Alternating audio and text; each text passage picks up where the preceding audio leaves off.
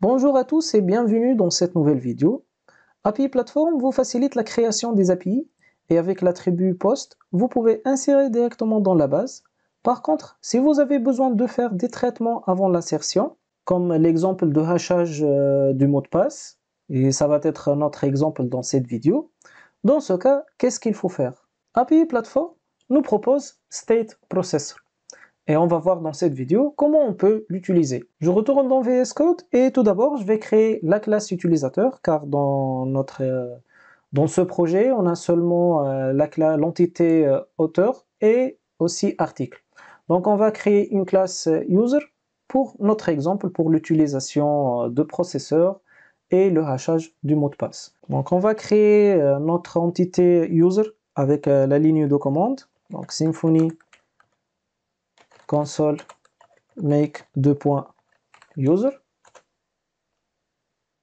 Oui, on va laisser le même nom. Oui, on va stocker. On va mettre le mail comme l'unique. Donc, c'est l'ID de notre entité. Donc, est-ce qu'on a besoin de oui? Et comme vous voyez, il a créé une entité user avec son repository. Par contre, on va refaire et on va ajouter des attributs. Donc, make entity, maintenant on va le lancer. Et on va appeler l'entité user. On va ajouter first name, qui va être un string 250, ok. Après, last name. Et c'est bon. Donc on a maintenant notre entité. Il faut lancer maintenant make migration.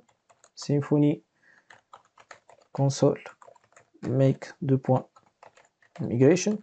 Et n'oubliez pas de lancer doctrine migrations migrate pour créer notre table dans la base de données.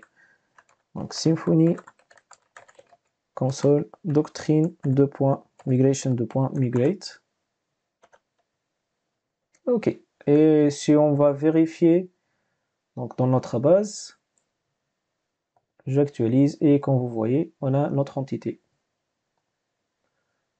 Je retourne ici et maintenant on a besoin d'un processeur pour faire les traitements spécifiques.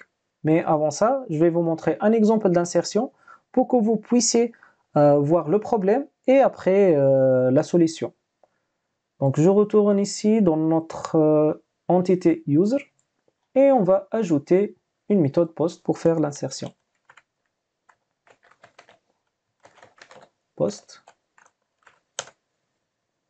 Et c'est tout. Donc on retourne dans notre interface Swagger. Et maintenant on a l'insertion d'un utilisateur. Du coup je vais faire un exemple. Donc juste ici je vais mettre test1@gmail.com. Après avec les tests on va changer l'adresse mail car elle a l'attribut unique dans notre base. Donc on ne peut pas insérer plus la même adresse plusieurs fois.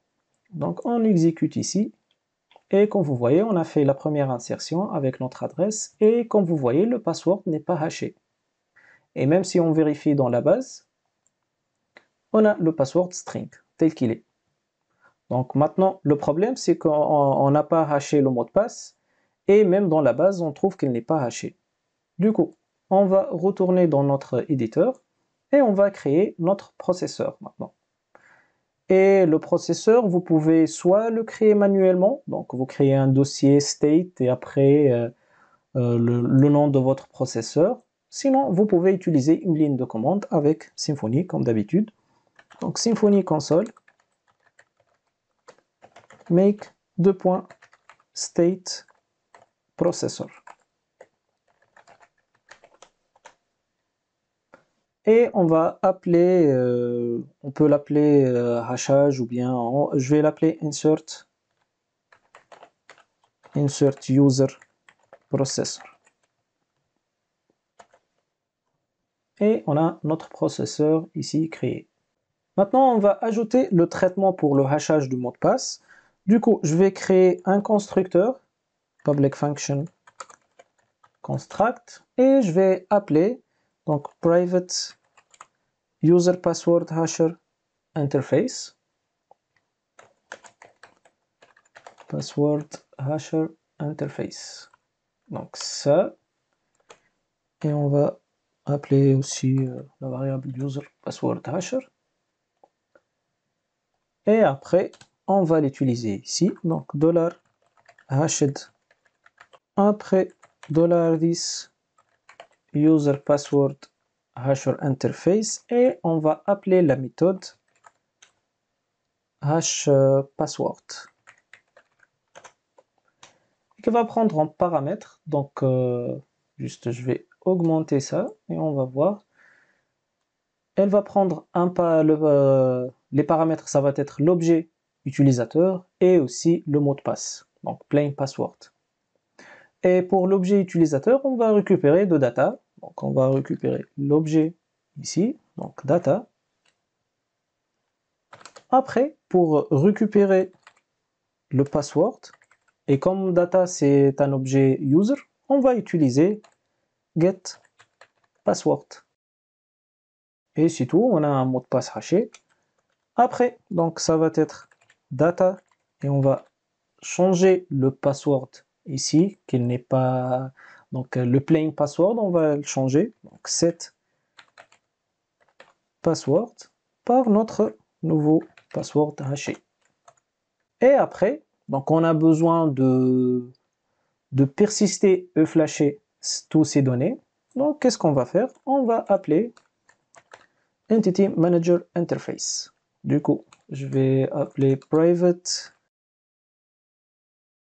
Et après, on va faire le traitement standard de toutes les personnes qui ont déjà développé avec Symfony. Donc, $10 Entity Manager Interface. Tout d'abord, on va persister, donc $data. Et après, $10 Entity Manager Interface. Et on va faire le flash pour insérer dans la base. Donc ça, c'est le traitement dont on a besoin. Et maintenant, ça reste de relier notre processeur avec notre méthode post ici. Et il suffit de retourner ici et ajouter le paramètre, donc processor, et appeler insert user processor. Et c'est bon, maintenant vous pouvez tester votre code. Je retourne ici et on va changer test 1 par test 2 et j'exécute. Il a retourné nul car on n'a rien retourné. Mais je vais vérifier dans la base et comme vous voyez, on a le mot de passe haché. Donc pour retourner les datas, vous pouvez retourner ici dans le processeur et après lancer return $data. On va refaire un autre test. Donc après avec un test 3. Ici on a un problème car la méthode processor retourne le void. Donc si vous voulez corriger ça, il suffit de retourner dans le code et enlever le type de retour de la fonction. Donc je vais vous montrer, il suffit de changer ça. Vous pouvez refaire un autre test, donc test 4. Et comme vous voyez, on a test 4 et avec le password haché. Donc si vous voulez changer le retour, je vous invite à regarder la vidéo de sérialisation process pour savoir comment vous pouvez changer ce retour. Maintenant, je retourne dans le processeur et si vous avez remarqué, on a utilisé persist et flash, comme si on travaille avec le système standard de Symfony pour insérer des données dans la base. Donc, pourquoi on utilise ce processeur si on va faire le flash et le persist? Donc, il suffit de lancer, de créer un contrôleur et on utilise le même traitement qu'on a l'habitude d'utiliser dans Symfony. Du coup, je vais vous montrer comment vous pouvez utiliser le processeur sans utiliser le persist et le flash. Du coup, je vais commenter ça et je vais appeler donc, le processor interface maintenant. Donc private processor interface. On va l'appeler aussi processor interface. Et ici, donc on va lancer donc $10 processor interface et on va appeler la même méthode process. Et on va utiliser les mêmes paramètres qu'on a dans notre méthode process, mais sans mettre les types et les valeurs par défaut s'il y a. Donc, je vais supprimer tout ça. Et je vais retourner return ça. Donc je vais commenter aussi le return data. Mais avant d'utiliser cette méthode process, comme on a ici appelé une interface, on a besoin de spécifier à cette interface quel service qu'elle va utiliser. Et pour cela, on a deux méthodes. La première, c'est d'utiliser l'attribut AutoWire. Après, on va appeler service. Et dans ce service, on va appeler le service pour persister les données. Et ça va être API Platform Doctrine ORM State Persist Processor.